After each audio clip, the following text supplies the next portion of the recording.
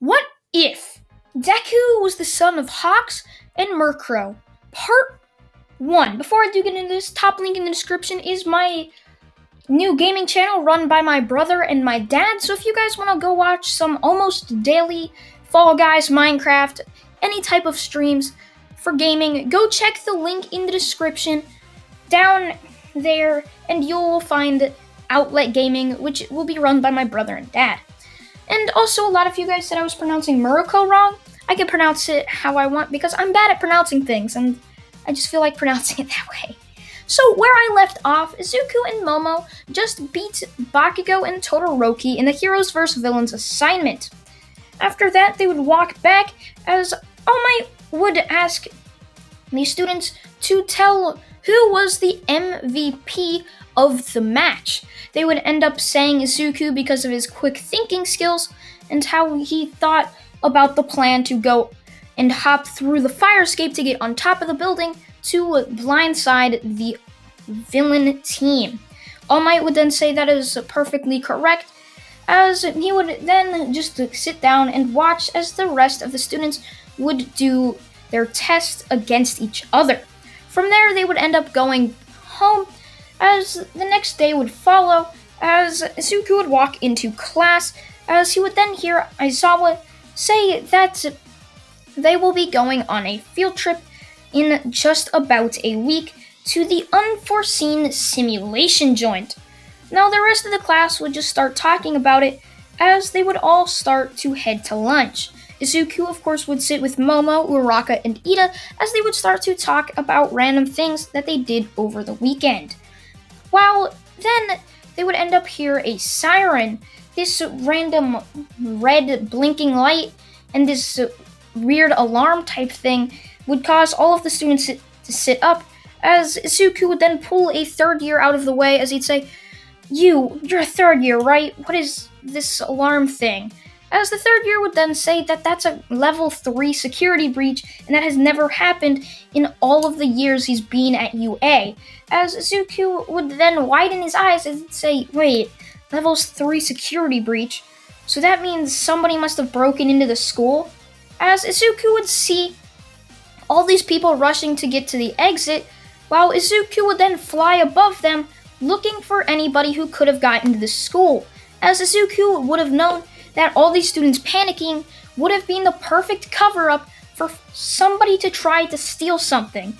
Izuku would end up going into the security closet as he'd open the door as he'd see a villain with the files of something labeled USJ in hand, as Izuku would say, Hey, give those back!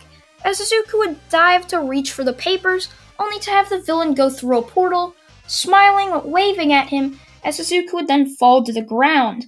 As Izuku would start thinking, what could the USJ mean? Wait, unforeseen simulation joint, that stands for USJ. No, wait. Are they gonna plan to attack the USJ? As Izuku would then rush over to Nezu's office, as Izuku would slam open the door, as he would then say that somebody's planning an attack on the USJ. As Nezu would then calmly say to sit down, Izuku, as Izuku would. From there, Nezu would then ask Izuku how Izuku knows this, as Izuku would then say that all the years of training made him very smart, and knowing that the panic of all these students would be a perfect cover-up for somebody to try to steal something, so he went flying around looking for something until he found the security closet with all the information. He busted through the door as he saw a villain with a folder of the USJ on it, and they just backed up into a portal. As Nezu would think for a moment, as he would then say, perhaps we should send most of the heroes there that are on our staff, just in case. That would be the smart move, just in case somebody would actually end up coming. As Izuku would nod and walk away. Now that week would pass, as the rest of the students would walk in to class with Aizawa telling them to go down to the locker rooms, get changed in their hero costumes or PE uniform, and get on the bus. And if they're late, he's going to leave them here. All the students would say yes, as they would then get onto the bus. And once they get there, they would see most of the staff there, including Hawks and Murkrow also there, as Izuku would then just say hi to his parents, as they would all just walk in, as Kirishima would then say, "Oh cool, they even have fake villains here!" As Aizawa would then look, as he'd say, "So, Izuku was right. Villains were planning an attack on here." As a massive purple portal would open up right in the center of the USJ, as hundreds of villains would walk out of it, as Aizawa and most of the heroes would charge down and start to defeat these villains. As we would then see Shigaraki widen his eyes as he'd say, "What? There's no way! The file said only Aizawa 13 and All Might would be here. Not all these stupid heroes. Must have been that stupid brat's fault that saw me. Had to have been him. That's the only reason why they're here. I'll kill him myself. He ruined our plans." As Shigaraki would then point out Izuku, who was very obvious to see. I mean, he had big red wings, white hair, and white bunny ears, as he would then tell the Nomu to kill Izuku. Izuku would just fly up using his wings, as he'd look down at the Nomu, as Izuku would then look all across the USJ.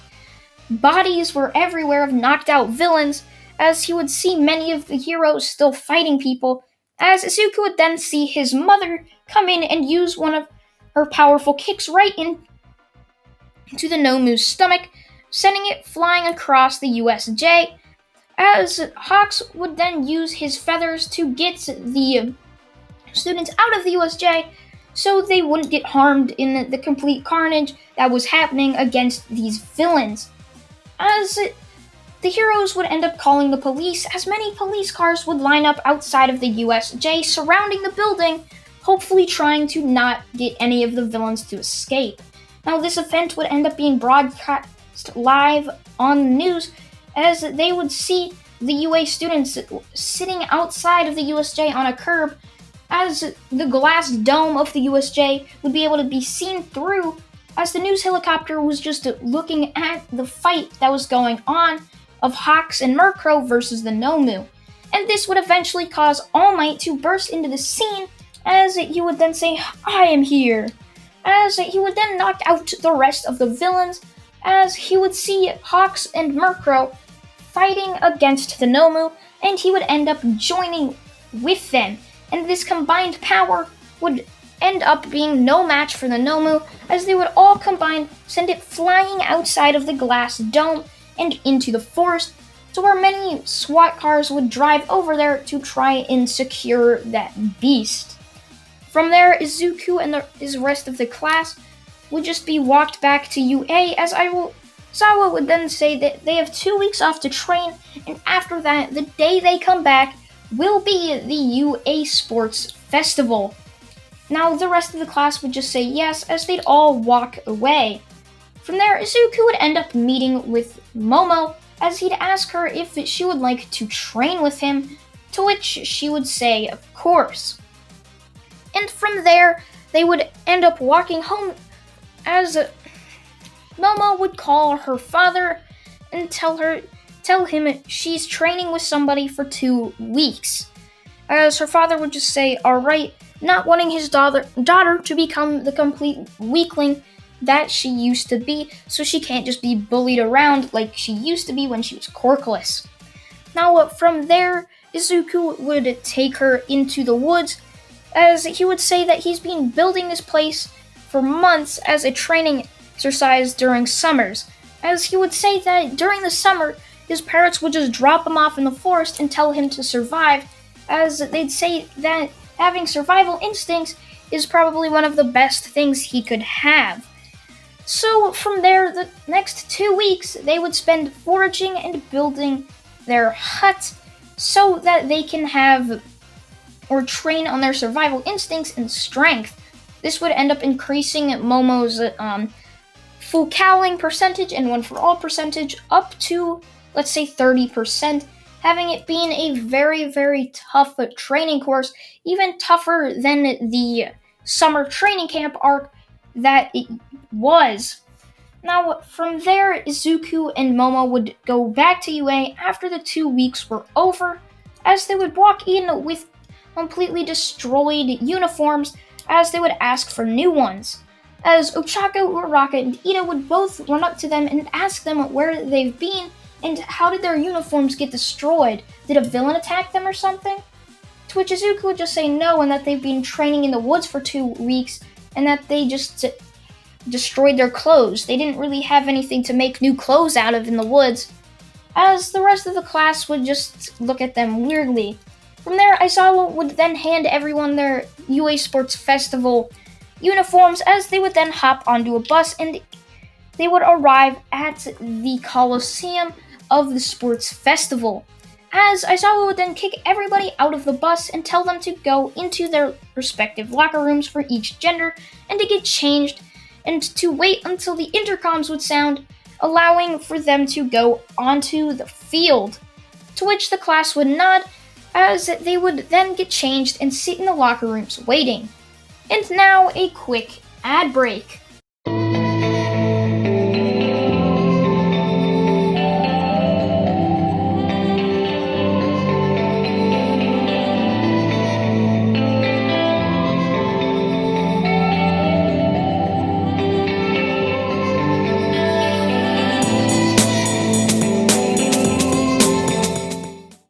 Izuku and Class 1A would end up being called out onto the field over an intercom as they would then walk out. From there, Midnight would then start to say how they're gonna be doing the UA Sports Festival, yada yada, and then she calls up the UA Sports Festival representative, or the UA first year representative, as then Bakugo Katsuki would walk up as he would then say how he's going to win. And yeah, that's basically all he said, which would spark many people to just start booing at him, as why would he say he's going to win? That's so egotistical of him. From there, Midnight would say that they're going to be doing a race, as she tells everybody to line up and get into the obstacles, as Izuku would just fly over everybody waiting for the doors to open.